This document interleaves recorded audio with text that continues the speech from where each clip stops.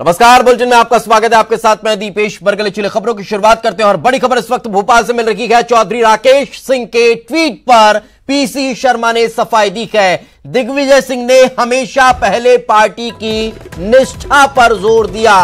Party के लिए काम करने वाले को ही टिकट मिलता है, इस पर उन्होंने हमेशा जोर दिया। आपको बता दें कि चौधरी राकेश सिंह ने ट्वीट किया था और उन्होंने दिग्विजय सिंह के बयान पर यह सवाल खड़े कर दिए थे कि किस हैसियत से आप मेरा टिकट काटने की बात कर रहे हैं। साथ ही साथ उससे पहले दिग्विजय सिंह के बयान को भी आपको बता देते हैं। जब दिग्विजय सिंह ने कहा था कि पार्टी के साथ दगा करने वाले या फिर जो लोग पार्टी से चले गए फिर वापस आए, उन लोगों को इस तरह से टिकट नहीं दी जानी चाहिए। और इसी बयान को लेकर चौधरी राकेश सिंह ने ट्वीट किया और अब उस पर सफाई पूर्व मंत्री पीसी शर्मा दे रहे हैं।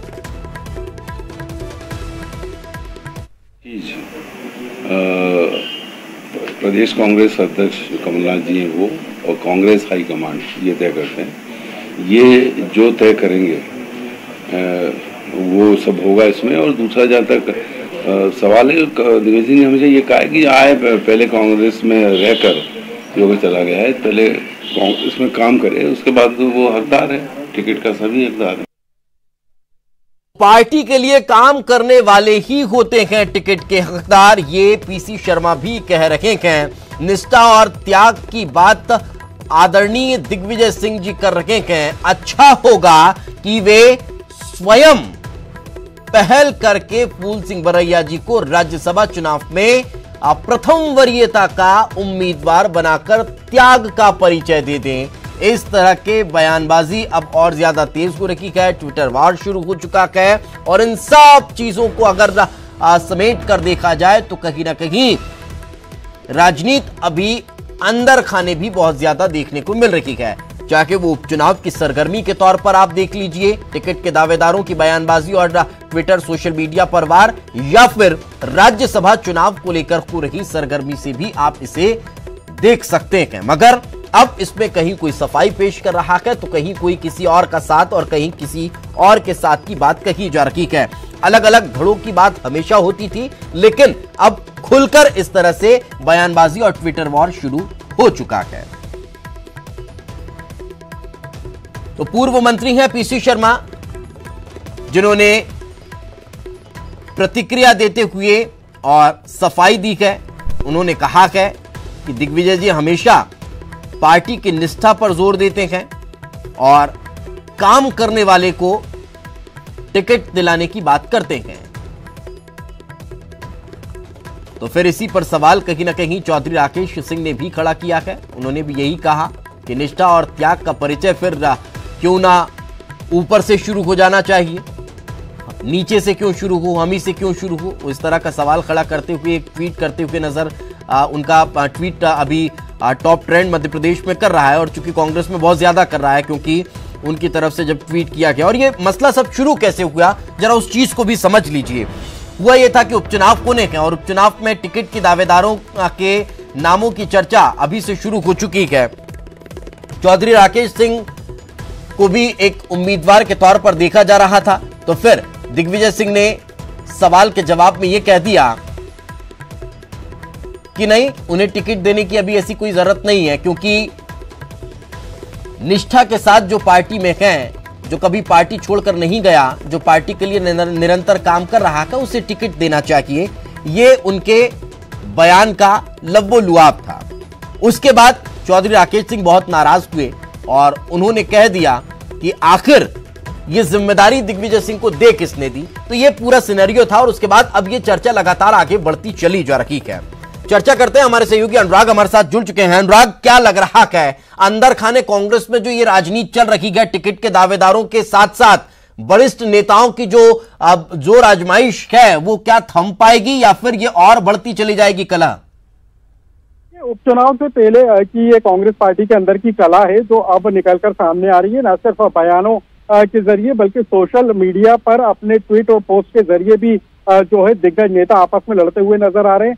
पूरा मामला मेहगांव की सीट को लेकर है। चौधरी राकेश सिंह की दावेदारी को लेकर कांग्रेस के अंदर ये कला निकलकर सामने आएगी। दिग्विजय सिंह से लेकर अजय सिंह और डॉक्टर गोविंद सिंह तक राकेश सिंह के नाम को लेकर आपत्ति दर्ज करा चुके हैं, लेकिन अब राकेश सिंह ने भी दिग्विजय सिंह के खिलाफ मोर्चा खोल दिया है। न सिर्फ उन्होंने इस बात को लेकर दिग्विजय सिंह पर निशाना साधा है कि किस हैसियत से वो उनकी दावेदारी को खारिज करने का काम कर रहे हैं, इसके अलावा उन्होंने अब इस बात का भी हवाला दिया है कि यदि दिग्विजय सिंह वाकई में कांग्रेस पार्टी की सेवा करना चाहते हैं तो उन्हें अपनी राज्यसभा सीट की दावेदारी को छोड़कर फूल सिंह बरैया के नाम को आगे करना चाहिए। यानी कि अभी जो 3 सीटों के लिए राज्यसभा के चुनाव होना है उसमें दिग्विजय सिंह का तय माना जा रहा था कि पहले उम्मीदवार के तौर पर वो राज्यसभा में जाएंगे, लेकिन अब राकेश सिंह दिग्विजय सिंह को इस बात के लिए कह रहे हैं कि वो अपनी सीट को छोड़कर, अपनी दावेदारी को छोड़कर फूल सिंह बरैया को आगे करें।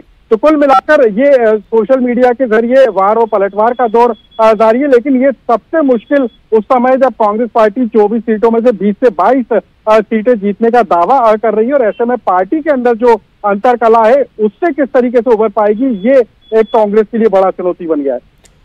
बिल्कुल, वाकई में एक बड़ी चुनौती कहीं ना कहीं अब ये नजर भी आ रहा है, और जैसे जैसे चुनाव नजदीक आ रखे हैं वैसे वैसे इस तरह के बयानबाजी और सोशल मीडिया पर एक्टिविटी और ज्यादा तेज होती दिखाई दे रही है। बहुत बहुत शुक्रिया अनुराग इस तमाम जानकारी के लिए। तो जैसे कि हमारे सहयोगी बता रखे थे कि अब ये स्थिति और ज्यादा अब गड़बड़ होती हुई नजर आ रही है, और ज्यादा एक्टिविटी अब इस तौर पर दिखाई दे रही है कि कौन किसे नीचे दिखा दे, कौन किससे आगे निकल जाए। इसी तरह भोपाल में कांग्रेस का आज प्रदर्शन देखने को मिल रहा है। रोशनपुरा चौराहे पर कांग्रेस नेताओं ने प्रदर्शन किया है। कमलनाथ सरकार गिराने के खिलाफ प्रदर्शन ये किया जा रहा है। प्रदर्शन में सोशल डिस्टेंसिंग पर जोर दिया गया है। तो आपको बता दें कि जो ऑडियो वायरल हुआ था, उस वायरल ऑडियो के बाद कांग्रेस अब और ज्यादा एक्टिव नजर आ रही है, और सोशल डिस्टेंसिंग का ध्यान रखते हुए रोशनपुरा चौराहे पर यह प्रदर्शन किया जा रहा है।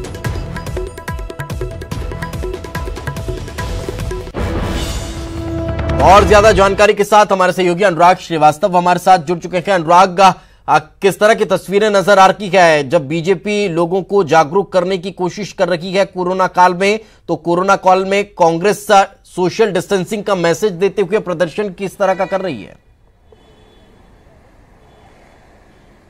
देखिए, अभी तक अनलॉक के हालात थे, लॉकडाउन लागू था, और इसी के चलते अभी तक सोशल मीडिया के जरिए जो है सियासत चल रही थी। लेकिन अब अनलॉक 1 की शुरुआत के साथ ही कांग्रेस सड़कों पर उतर आई है, क्योंकि अब कांग्रेस के पास एक बड़ा मुद्दा है। मुख्यमंत्री शिवराज सिंह चौहान का जो वायरल ऑडियो और वीडियो है, उसी को लेकर कांग्रेस अब सड़कों पर उतर आई है। भोपाल में सोशल डिस्टेंसिंग के तहत कांग्रेसियों ने प्रदर्शन किया और इस बात को लेकर नाराजगी जताई है कि किस तरीके से गलत तरीके से कमलनाथ सरकार को गिराने का षड्यंत्र रचा गया, और साथ ही कांग्रेस ने राज्यपाल के नाम पर राष्ट्रपति को एक ज्ञापन सौंपा और इस बात की मांग की है कि जिन लोगों ने साजिश के तहत सरकार गिराने का काम किया और पाला बदलकर अब बीजेपी में शामिल हो गए, ऐसे लोगों के चुनाव लड़ने पर 6 साल तक की रोक लगाई जाए। कुल मिलाकर इस पूरे मामले को लेकर कांग्रेस अब सड़कों पर उतर आई है, और कोशिश इसी बात को लेकर है कि उपचुनाव से पहले जनता तक इस संदेश को पहुंचाया जाए कि सरकार को किसी षड्यंत्र के तहत गिराया गया था। अहम इस बात को लेकर भी है क्योंकि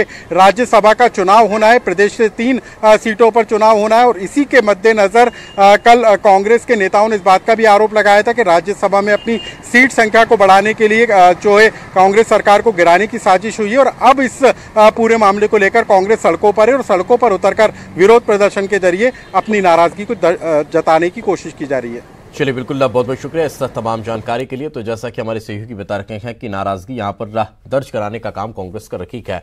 आगे बढ़ते हैं खबर जांजगीर चांपा से, जहां पर मां बेटे पर बिजली गिरी है। बेटे की मौके पर ही मौत हो गई है, तो मां की हालत गंभीर बताई जा रही है। बलौदा अस्पताल में भर्ती कराया गया है।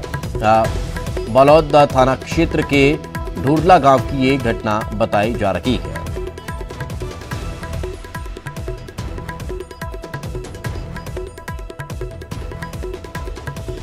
ये बड़ी खबर इस वक्त निकलकर सामने आ रही है। आकाशीय बिजली गिरने की वजह से मां घायल हुई है, बेटी की मौत हो गई है, तो फिर अब इलाज के लिए गंभीर हालत में अस्पताल में भर्ती करवाया गया।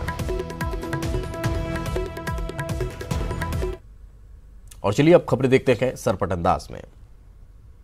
अनूपपुर में आकाशीय बिजली गिरने से 5 लोगों की मौत। आंधी तूफान से कई घरों की छत भी उड़ गई, कई पेड़ धराशायी हो गए। आपको बता दें कि पुष्पराजगढ़ में 3 और कूतमा में 2 लोगों की मौत हुई है। छतरपुर में शराब फैक्ट्री में शॉर्ट सर्किट की वजह से आग लग गई। आग से लाखों के नुकसान का अंदेशा है। बाद में फायर ब्रिगेड की टीम ने आग पर काबू पाया। गुजरात के अमरेली में जंगल से निकलकर 2 शेरनियां एक फार्म हाउस में पहुंच गई। फार्म हाउस में एक बैल शेल्टर के अंदर था, लेकिन ग्रिल बंद थी, इसलिए इन शेरनियों के लिए बैल को मारना मुश्किल साबित हो रहा था। आखिर में दोनों शेरनियां शेल्टर के छत पर चढ़ गई और सीमेंट की शेड तोड़कर अंदर दाखिल हुई और बैल का शिकार किया। पेट्रोल डीजल एक बार फिर महंगा हुआ है। पेट्रोल 57 पैसे प्रति लीटर तो डीजल 59 पैसे प्रति लीटर महंगा हुआ। देश में कोरोना ने सारे रिकॉर्ड तोड़ दिए हैं। 24 घंटे में 396 लोगों की मौत हो गई है। करीब 11,000 नए मामले सामने आए हैं, जिससे संक्रमितों का आंकड़ा करीब 3 लाख पहुंच चुका है। मध्य प्रदेश में कोरोना का विस्फोट लगातार जारी है। एमपी में अब तक 10,300 से ज्यादा कोरोना के केस सामने आ चुके हैं। भोपाल में कोरोना के 62 नए मरीज मिले हैं। आपको बता दें कि मरीजों में एक ही परिवार के 7 लोग शामिल हैं। ग्वालियर में 22 नए कोरोना मरीज मिले हैं, जिससे आंकड़ा बढ़कर 250 हो चुका है, जिसमें से 3 की मौत हुई है। बड़वानी में 2 नए कोरोना संक्रमित मिले हैं, जिससे मरीजों का आंकड़ा 64 पहुंच गया।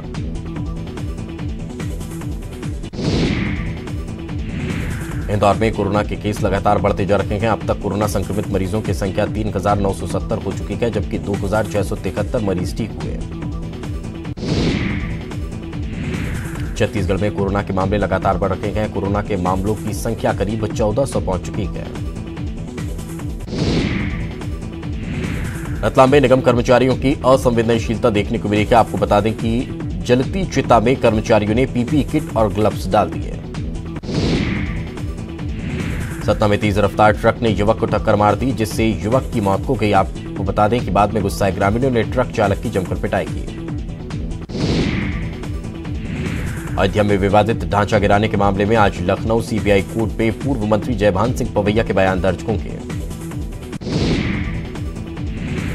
भिंड में रेत के अवैध उत्खनन का काला कारोबार लगातार जारी है। नए एसपी और कलेक्टर ने कमान संभाल ली है, फिर भी खनन माफिया बेखौफ होकर खनन कर रहे हैं। रतलाम में झाड़ फूक करने वाले बाबाओं पर प्रशासन ने शिकंजा कसा है। ऐसे 12 बाबाओं को प्रशासन ने क्वारंटीन किया। सिवनी के खबासा इलाके में देर रात बाघ ने एक मवेशी को अपना शिकार बनाया। पुल के पास बाघ ने मवेशी का शिकार किया। रतलाम की जावरा पुलिस ने एक कार से 58 लाख रुपए जब्त किए हैं। कार राजस्थान के निम्बाखेड़ा के व्यापारी सुरलभ जैन की बताई जा रही है। केंद्रीय मानव संसाधन विकास मंत्रालय ने यूनिवर्सिटी और देश के उच्च शिक्षण संस्थानों की NIRF यानी कि नेशनल इंस्टीट्यूशनल रैंकिंग फ्रेमवर्क जारी किया है, जिसमें मैनेजमेंट कैटेगरी में IIM रायपुर का टॉप 19 में शामिल है। रायपुर में सीएम हाउस में सीएम कोरोना के मौजूदा हालात पर सभी मंत्रियों के साथ मंथन करेंगे।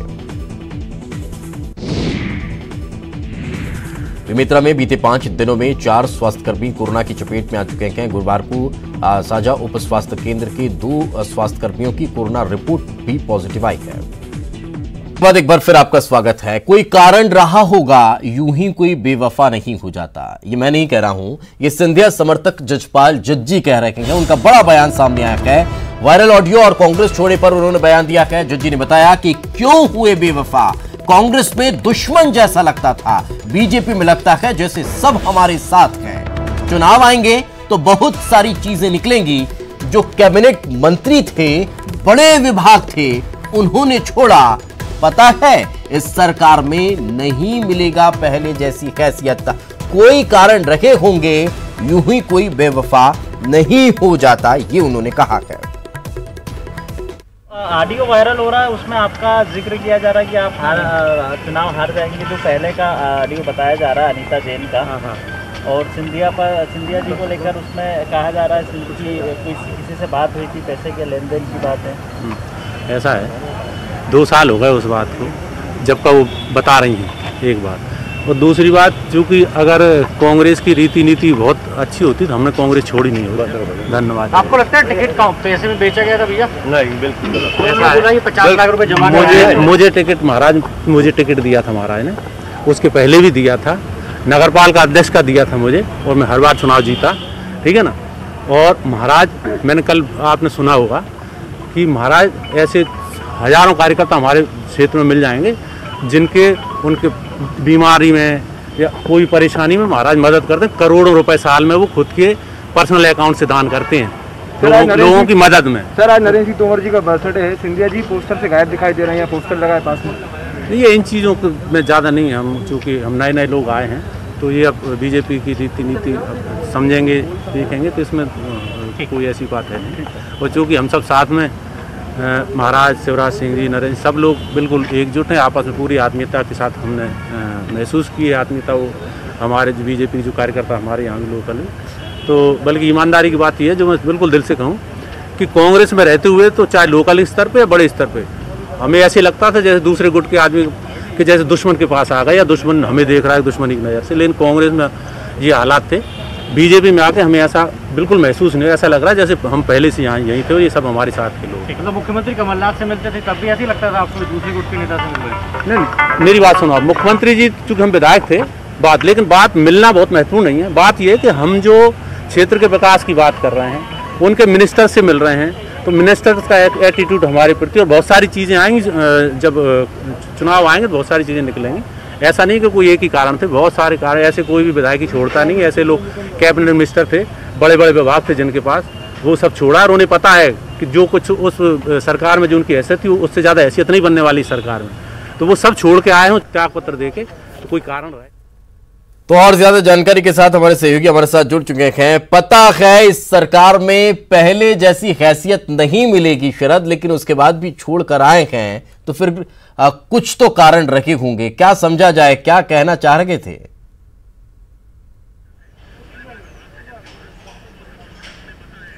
देखिए, जजपाल जज जी वही बात कहना चाह रहे हैं जो दरअसल सरकार गिरने के पहले के हालात कांग्रेस के अंदर उनको लेकर रहे होंगे।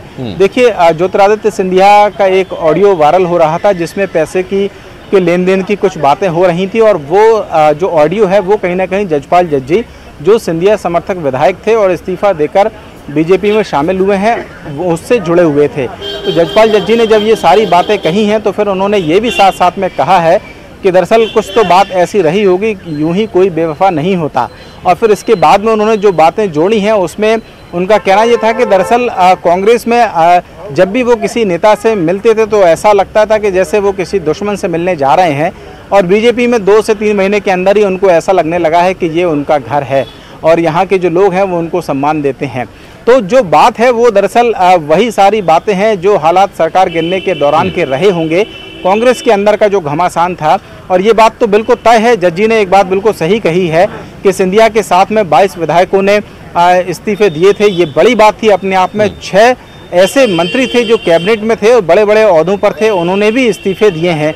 तो ये बात तो वाकई में सोचने वाली है, खासतौर से कांग्रेस के लिए भी, कि आखिरकार ऐसी कौन सी बड़ी बात हो गई कि सिंधिया के साथ में इतने बड़े बड़े चेहरे 22 चेहरे वापस चले गए, बड़े प्रोफाइल वाले लोग। लेकिन शरद, सवाल ये उठ रहा है जिस बात का जिक्र जज्जी ने भी किया कि चुनाव आने दीजिए, चीजें खुलती चली जाएंगी, तो क्या ये माना जाए कि क्योंकि नए नवेले कांग्रेसी तो थे नहीं, एक लंबा अनुभव था कांग्रेस के साथ, तो वो चीजें अब देखने को मिलेगी चुनाव के दरमियान?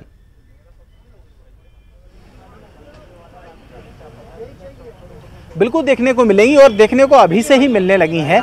लगातार आप देखिएगा कि अगर जो ऑडियो हैं वो वायरल हो रहे हैं चाहे खुद मुख्यमंत्री शिवराज सिंह चौहान का एक ऑडियो वायरल हुआ इंदौर में जब वो एक बैठक में शामिल थे वो उस दौरान का, और उसको लेकर कांग्रेस ने बहुत सारे सवाल खड़े किए, निशाना भी साधा।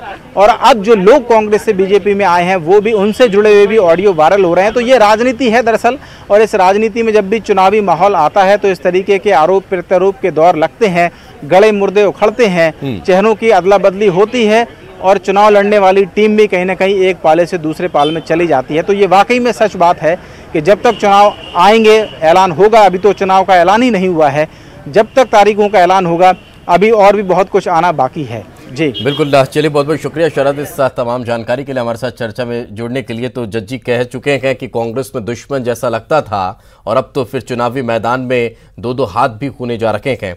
आगे बढ़ते हैं, पाकिस्तान ने फिर से सीज फायर का उल्लंघन किया है।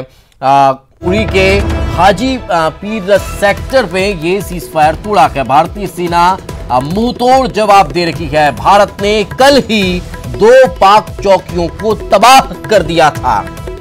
तो लगातार पाकिस्तान की बौखलाहट देखने को मिल रही है। जिस तरह से आतंकियों की घुसपैठ कराने में पाकिस्तान नाकाम हो रहा है, वैसे वैसे पाकिस्तान की बौखलाहट और ज्यादा बढ़ती जा रही है।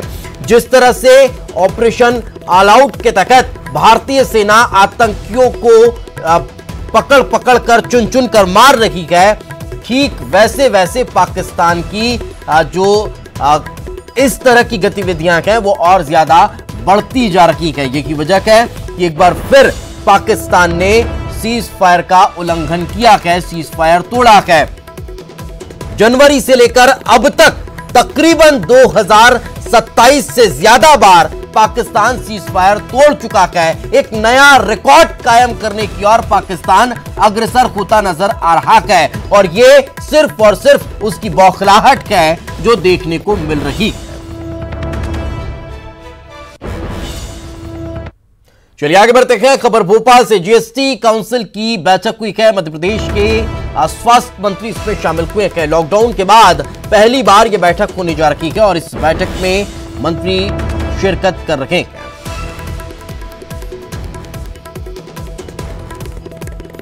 मंत्री नरोत्तम मिश्रा ने जीएसटी काउंसिल की बैठक अटेंड की और इस बैठक में उन्होंने अपनी बात भी रखी है।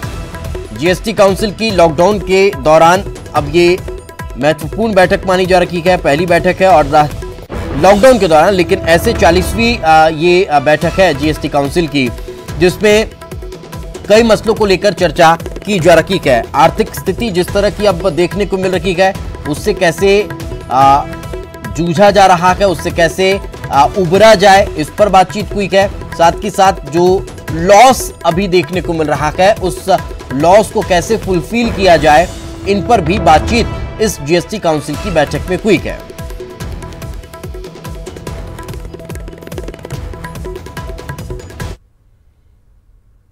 और चलिए इसी के साथ इस बुलेटिन में फिलहाल इतना है कि खबरें लगातार जारी हैं।